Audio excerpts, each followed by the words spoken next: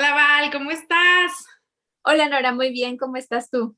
Súper contenta de estar una semana más contigo en esta semana que todavía hay muchas personas de vacaciones y muchos niños de vacaciones y volviendo con todo aquí a Tampa. Adelante, pues empecemos. Pues el tema de hoy me encanta. Vamos a hablar sobre lo que es la crianza positiva. Creo que hay Ujú. como mucha confusión al respecto y vamos a aprovecharte porque yo sé que tienes una experiencia amplísima en el tema y creo que nos vas a ayudar a resolver muchas dudas al respecto de lo que es y no es. Entonces, no sé si nos quieras contar un poco de qué se trata la crianza positiva. Bueno, iniciamos, claro que sí, Nora. Yo no me considero una experta, pero sí estuve mucho tiempo trabajando a partir de esto de crianza positiva. Entonces, existen muchos modelos para hablar del tema y de lo que yo les voy a hablar el día de hoy es de lo que he trabajado con familias, en equipo y entonces cómo lo hemos llevado a cabo en diferentes instituciones, escuelas, primarias, secundarias y bueno, ahorita también a nivel clínico privado, que eso también funciona mucho para todas las personas que están diciendo, bueno, ¿qué es crianza positiva? Y me gusta mucho que tú me des el ejemplo de qué es lo que dice la gente. Exactamente, y es que tú ves, ¿no? Tú ves publicaciones en Facebook o en las redes sociales en donde dice una nalgada a tiempo es mejor que no sé qué, ¿no? Uh -huh. Y hablan mucha y mucha confusión sobre la crianza positiva porque la gente piensa que la crianza positiva es que dejar que los niños hagan lo que quieran, respetar sus derechos, respetar sus deseos y dejarlos que vivan ahí como que crezcan como las hierbitas del campo, libres y que uno no les pueda decir nada porque son delicados y susceptibles. Y creo que la crianza positiva para nada va por ahí. Uh Y -huh. sí, me gustaría mucho que nos aclararas y que nos explicaras exactamente en qué consiste. Pues bueno, esto que les voy a platicar el día de hoy es, la crianza positiva no está ligada, no está peleada con los límites y eso es algo que tenemos que entender. Somos una sociedad que sí es cierto, Nora, estamos esperando la nalgada como un medio de educación o de límite para los niños. Es más, cuando tú estás cercana a una mamá o un papá que tiene niños pequeñitos, lo esperado es que reaccionen de esta manera. Pero si por el contrario estos papás han decidido tener otras herramientas para criar, incluso se le ve y se le juzga como, no, pues por eso te hacen como te hacen. Y no, tenemos que partir de ese modelo. Nosotros, muchos de nosotros hemos sido criados a partir de esto de la violencia o de la agresión para educarnos. ¿A poco no, Nora? Exactamente, y no nada más de golpes, Val, también caben en ese espectro las amenazas, las humillaciones, ¿no? Todo eso que como mamás a veces hacemos, porque también yo te voy a ser muy sincera y a mí sí me faltaban muchas herramientas cuando mis hijos estaban chiquitos, yo sí llegué a darles nalgadas y después fui entendiendo que el rollo no tiene que ver con ellos, conmigo. Quien tiene que aprender a autorregularse y aprender cómo manejar sus emociones soy yo. Quien tiene que tener herramientas para no llegar a la nalgada o al golpe soy yo. Y eso no significa, ¿no? En ningún momento que yo los deje hacer cualquier cosa que quieran. Ujú. Así es. El tema eres tú. El tema es que como tú, como yo y como muchos otros padres, sí hicimos eso en algún momento con nuestros hijos porque es algo con lo que nosotros también pasamos. A nosotros se nos enseñó a ser así. Entonces, obviamente, si nos funcionaba la chancla, nosotros vamos a ejercer la chancla pero para desaprender ese tipo de cosas, el niño no lo va a hacer, somos nosotros. Y la chamba aquí implica en cómo me empiezo a autorregular, cómo le pido a mi hijo de una manera asertiva que haga las cosas sin que yo le esté diciendo una y otra vez, porque muchos papás me van a decir, Valeria, es que se lo pido bien y de buenas, y no me hace caso. Entonces, sí solamente me obedece cuando le empiezo a levantar la voz o empiezo a amenazar o le quito, no sé, ciertas cosas. Pensamos que el niño está viendo la televisión o está en el Xbox, le quito los controles y entonces solamente así me obedece.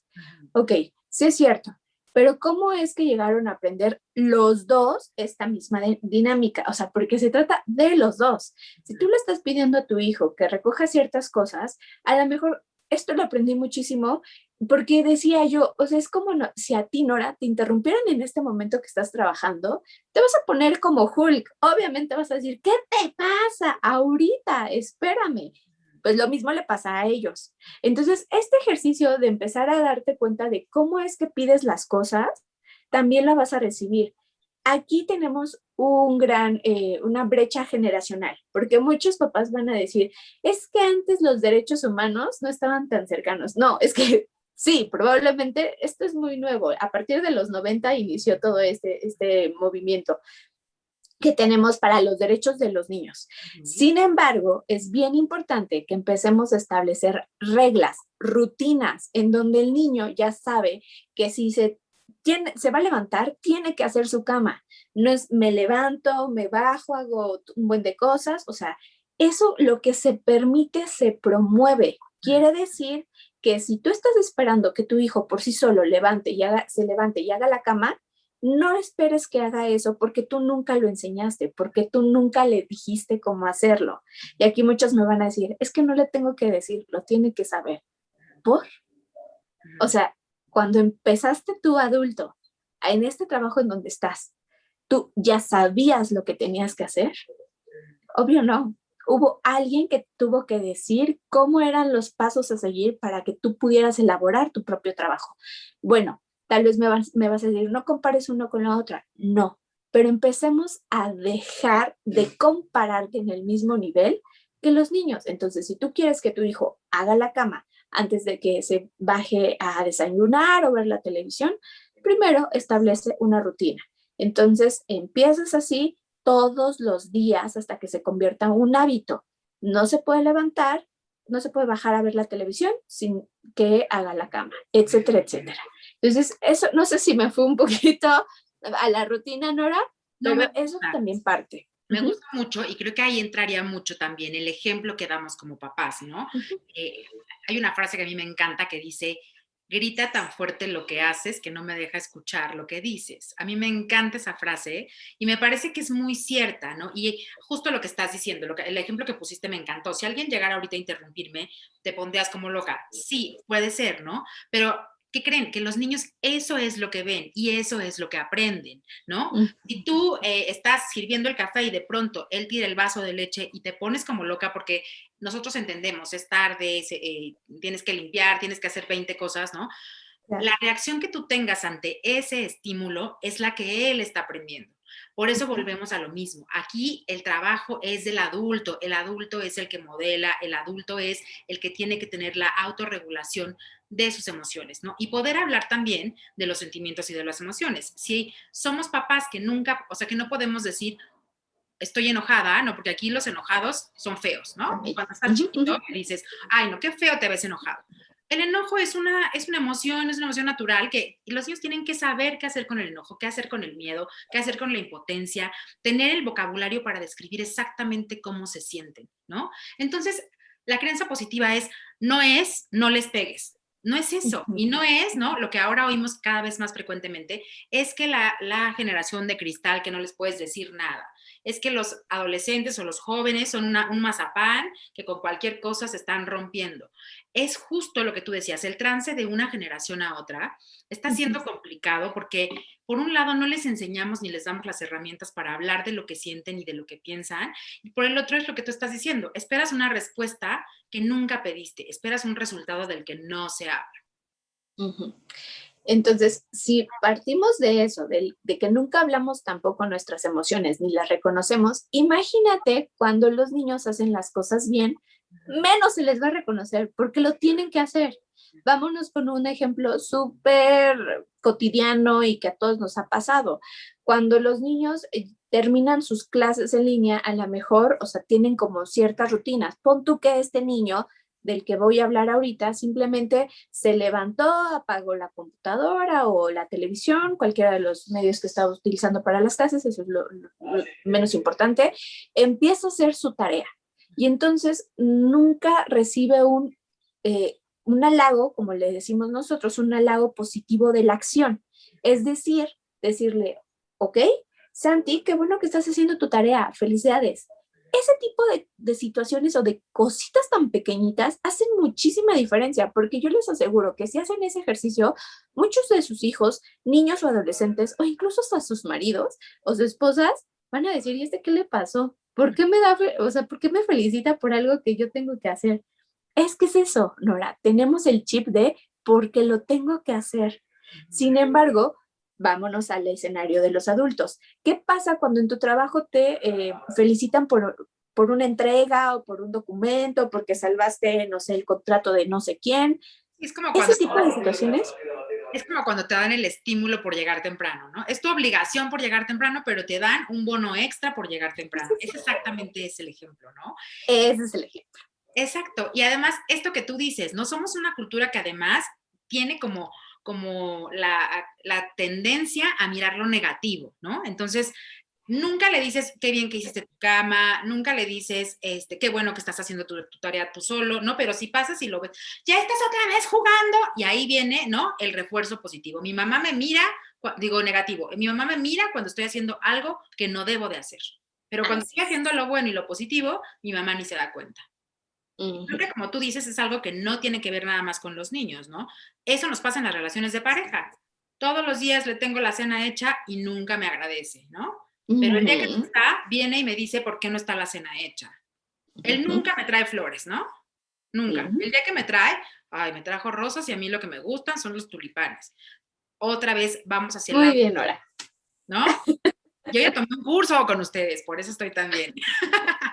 Pero es que ese tipo de cosas lo hacemos en automático, o sea, no es algo que nosotros estemos como predispuestos a voy a joderle el día a esta persona, no, y es algo que lo normalizamos tanto que entonces se espera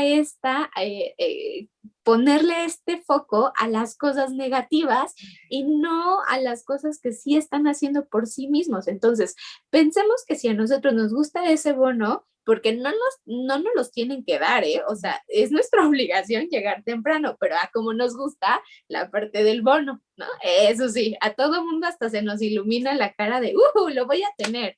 Y cuando o sea, hay gente que me dice, Valeria, pero a mí nunca me dan un bono y yo lo hago por gusto, ¿no? Me gusta llegar temprano. Perfecto, felicidades. Ese es tu estímulo porque te gusta y lo sigues haciendo.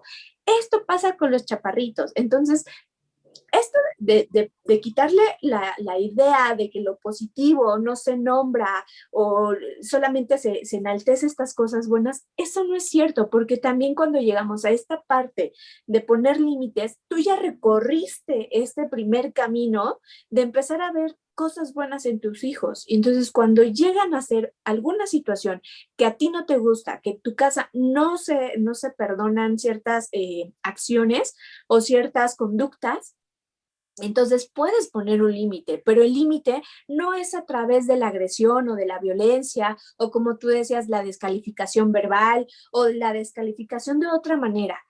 Los límites tenemos que ser también así como ponernos muy creativos de decir, a ver, ¿esto qué consecuencia sería? Me acaba de decir una grosería o me desobedeció porque no levantó ciertas cosas. Ok, ¿qué consecuencia le voy a dar a mi hijo? No es castigo, porque aquí me encanta algo que nos decía Clau en los talleres. Ella decía, te tiene que doler, porque incluso, o sea, ya nos hicieron un mal rato, estuvimos pésimo todo el día, traemos toda la situación y pues no se va a quedar así. A ti te tiene que doler más que a mí. Y no se trata de eso, se trata de que, exactamente, se trata de ver cómo podemos poner ese límite para que esa situación de la grosería o de la mentira o de lo que haya hecho no lo vuelva a hacer.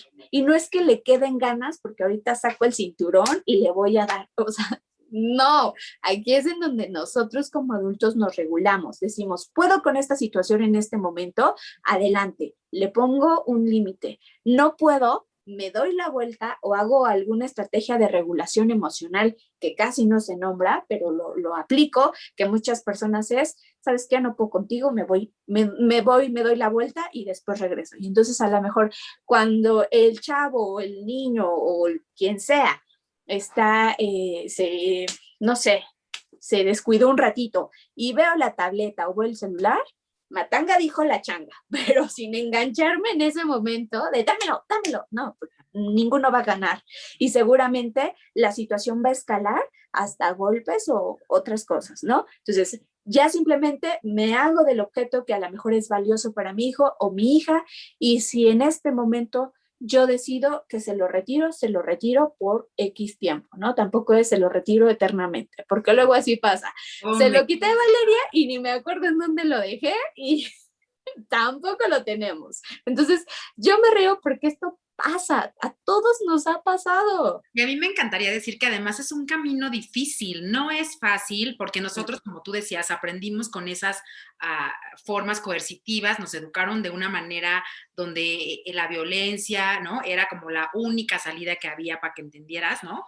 Y había pues dale un zape o pégale en la boca porque te dijo una grosería, o estas cosas que aprendimos de generación en generación, que tú y yo que somos terapeutas familiares lo sabemos más que nada, ¿no? Y esos patrones se van repitiendo y repitiendo y repitiendo. Y la verdad es que es muy bonito.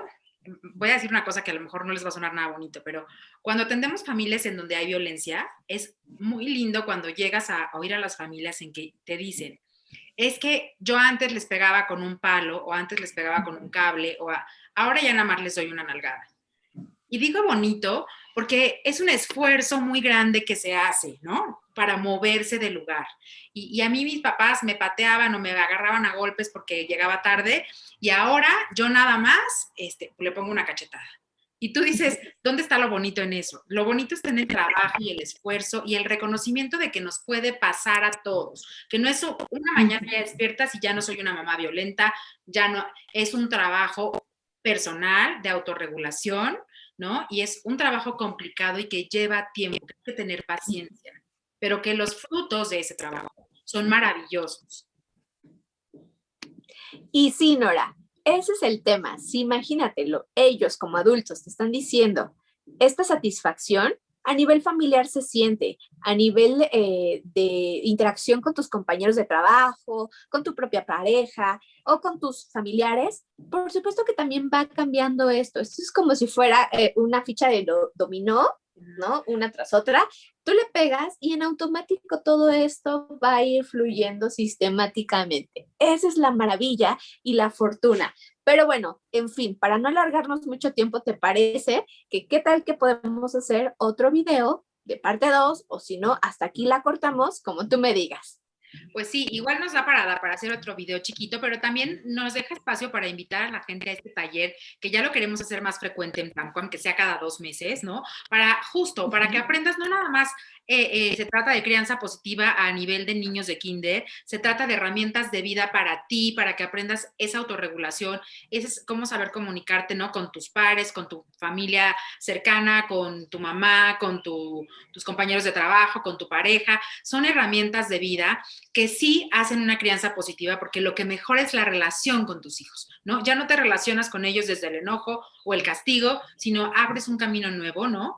Y además es algo que se puede cambiar en cualquier etapa de la vida, no es, ay, no, pues ya los míos son adolescentes, ya están muy grandes, siempre es el mejor momento, incluso, ¿no? Si no tienes hijos, es un buen momento para aprender esas cosas, para comunicarte con las demás personas que te rodean. Son herramientas maravillosas, la crianza positiva. Y que dale, le dejamos pendiente una segunda parte, ¿te parece? Ok, de acuerdo. Val, como siempre, me encantó, un placer estar contigo y con ustedes. Te mando un abrazo enorme y pues nos estamos viendo el próximo jueves. Muchísimas gracias a ti, cuídate mucho y pues eso es una embarradita, porque para eso, si quieren saber más, están los talleres. Exactamente, es un tema profundo. Les mando un abrazo a todos, soy Nora Solís. Valeria Zampalteca. Y somos Tamquam. Cuídense mucho y esténse pendientes, tenemos novedades y muchas cosas nuevas. Gracias.